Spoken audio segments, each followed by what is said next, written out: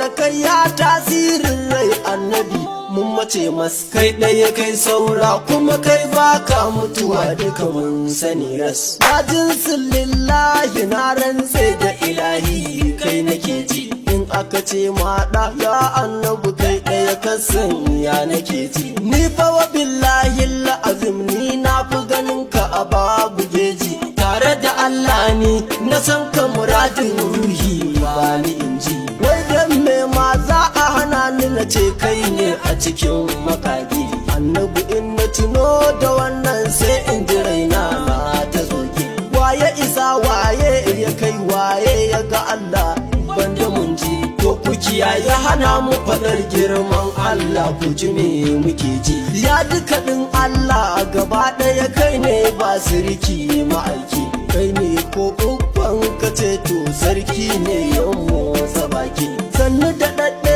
wanda ya daɗe da Allah har suka fara mulki kalkwa a kaluku kaga kaula san a cikin mu buɗe aiki sanda ka zo sannan ilahu ya zo yau ba wani ɓoye ɓoye inda yin ka yayi to sanda yayi shi yayi ka mu bar alale in kuma tashi yayi a tare kuke tashi hujubai na janye shi ya saka daga ka motsa Allah ya motsa kai awaye kai ne ko a ina kana yin komai ba jan lokuta ba kai da kake tafiya da Allah to menene baka iya ba ya sarkin sarki munabba'u tushen cancan ban faɗi ba annabi kai wayo ina ma dainan gumba duniya ba ya haka ya jingim batunka da nauyi tun kahon halittu wanda kamar shi take kama da magagi ya baban karatu ko a mafarki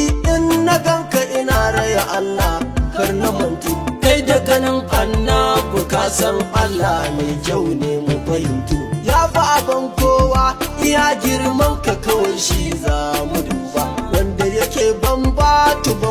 da zuljala da abu azaba mai taku miliyan 6,000 kafin kiftawa mu karba wa ya kamata a kalli girma ne in ba kai din bane ba kai ne a duniya kake kiwon bayi ya su buga tilla sannan a lahira kana can kana kula mana masu sallah ga ka abun Allah kana raba aiki ya fadalin fadila ya kake ne mu fita wul jannati kai lamarin sai dai akalla in dai girma ne a daina dan Allah bayi